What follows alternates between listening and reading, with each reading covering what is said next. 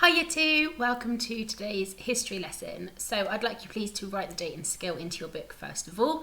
So the date is the Thursday, we don't say that do we?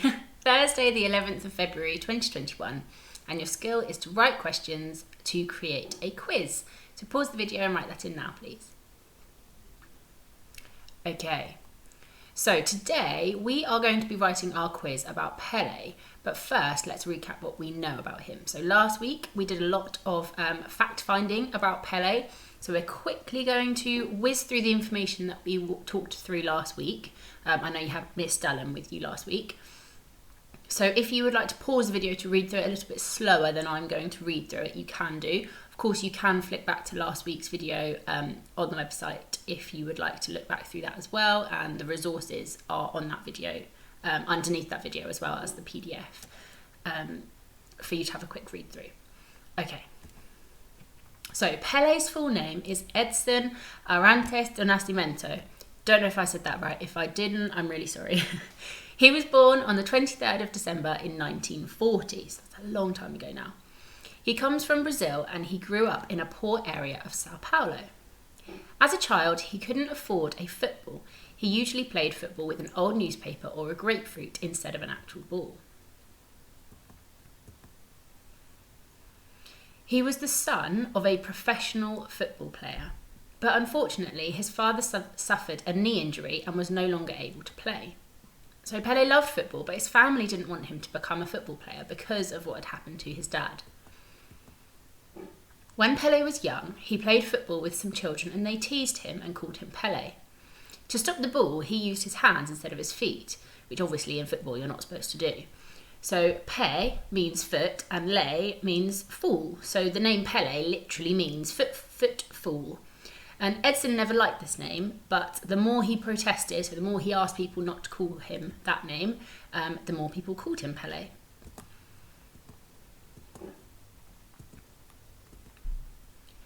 So when he was 10 years old, Edson watched the 1950 World Cup final. So that's 71 years ago now, I think. Yes. Brazil lost to Uruguay and his father cried. Pele promised his father that he would one day win the World Cup trophy for his country and his dad. So it was such a big thing to him and his family that they made it to the final and then lost. His dad was obviously devastated, and so Pele thought, I'm gonna do this just to make you happy. So he promised him that he would do it. It's quite a big promise to make, isn't it? So at the age of 14, he joined a football team called, I think it's called Beirut. Again, sorry if I said that wrong, in Sao Paulo. He got a reputation as an extremely good goal scorer, which obviously in football is a pretty good thing. 1 year later, Pele joined a different team called Santos. It was clear that Pele was a special player, and he soon started playing for Brazil's national football team. It's pretty impressive. Pele won the World Cup with Brazil when he was only 17 years old. He became the youngest player in a World Cup winning team. He scored many goals and became the all-time leading scorer of Brazil.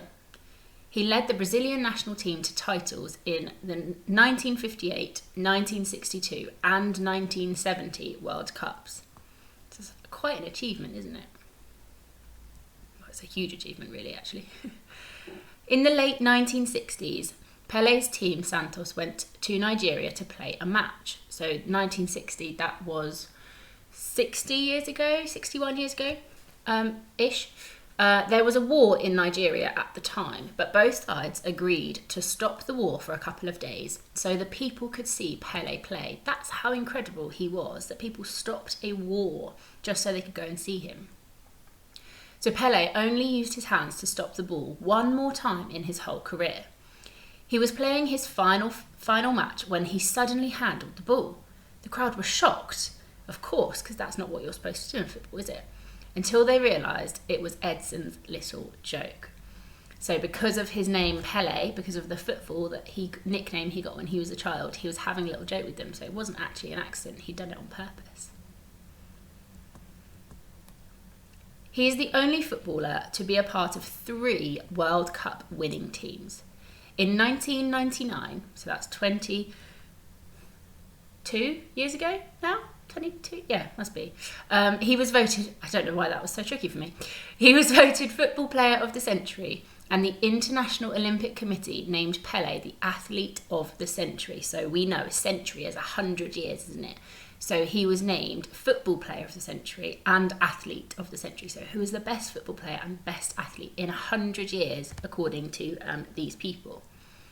In his long career, Pele scored 1,282 goals in 1,363 games, which is a world record. In Brazil, Pele is seen as a hero, and everyone else knows him as the king of football. Okay, so that was a quick recap. Again, obviously you can rewind the video or look at the resources from last week. I'll see if I can put them up this week as well, if you want to refer back to them. But today, you are going to be using your facts about Pele that you gathered last week to write a quiz about him. So last week we underlined or noted down lots of facts that we saw on the videos and from the biography that we read about him. So we're going to use that information and any others that you've just picked up to write a quiz. So what is a quiz? Talk to your partner. What is a quiz? Pause the video.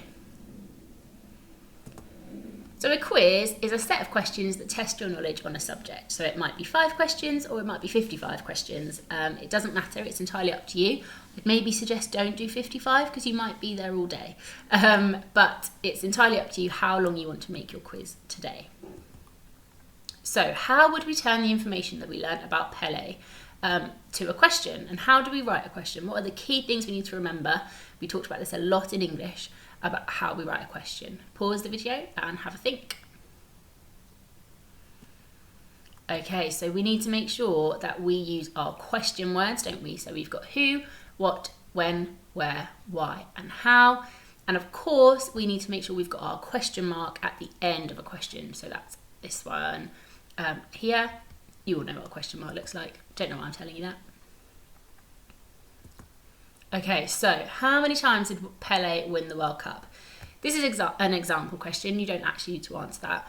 So in this question, we've used the how question word, and of course, we've used our question mark at the end. So this is the sort of thing that your questions should look like in your quiz. Why do you think it's important that we use a range of question words, in our questions today? Pause the video and have a think. So it's important that we use a range of question words so that we ask a range of questions. If we only ever ask who question words, then it might get a bit boring and a bit repetitive because you're only ever going to be asking about people, but we could ask about skills and places and numbers as well. But you might not be able to ask that range of questions if you only stick to one question word. Okay, let's have a look at this waggle then. See if you can answer these questions. What did Pele promise his dad? Pause the video. Can you remember what Pele promised his dad? So he promised his dad that he would win the World Cup for his country. Okay, here's another one. Where was Pele born? Pause the video. Can you remember? So Pele was born in Brazil. Well done if you got that one. Okay, what did he use as a football when he was a child? Pause the video. Can you remember? He used to use a newspaper or a grapefruit. Well done if you got that one as well. Why didn't his family want him to become a football player? Pause the video. Can you remember? So they didn't want him to become a football player because they were worried about what had happened to his dad, and they were worried it might happen to him as well. How old was he when he won the World Cup for Brazil? Oh, that's a tricky one. Pause the video. Can you remember that question? The answer to that question, sorry. He was 17 years old, very young. And I think this is the last one. How many goals did he score in total? Pause the video. Can you remember how many goals he scored? He scored 1,282 goals in 1,363 games, which is a world record.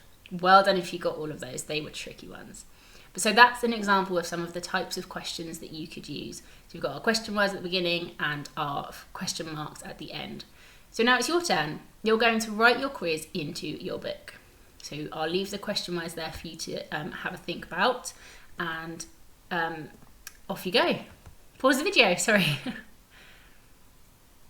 Okay, your plenary then. I would like you now for your final challenge today to design a new World Cup trophy that they could use. So you can draw your trophy into your book. Okay, I hope you enjoy making your quiz. I can't wait to see what you come up with, see if I can answer all the questions that you use. Have a lovely day, and I will see you tomorrow. Bye!